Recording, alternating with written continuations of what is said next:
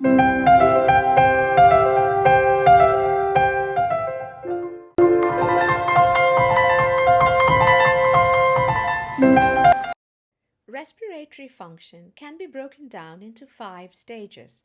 The first stage is called ventilation. This involves the inhalation of oxygen and the exhalation of carbon dioxide.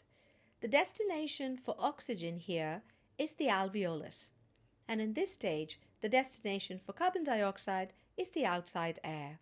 The next stage is called external respiration, and this involves the exchange of gases between the alveolus and the pulmonary capillary. Here, the oxygen that has arrived at the alveolus diffuses across and enters the pulmonary capillary.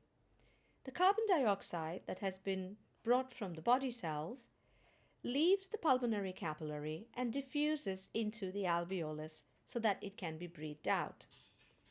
Once the oxygen has reached the capillary, it can now travel. It travels in the direction of the heart. It arrives at the heart via the pulmonary veins.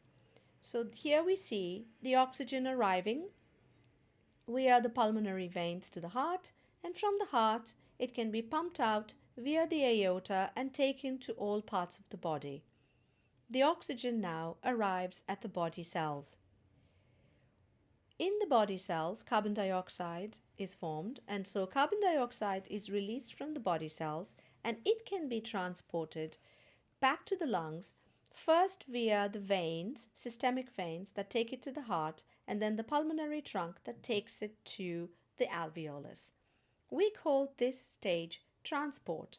Oxygen is using systemic arteries to transport itself to the body cells, and carbon dioxide is using the systemic veins.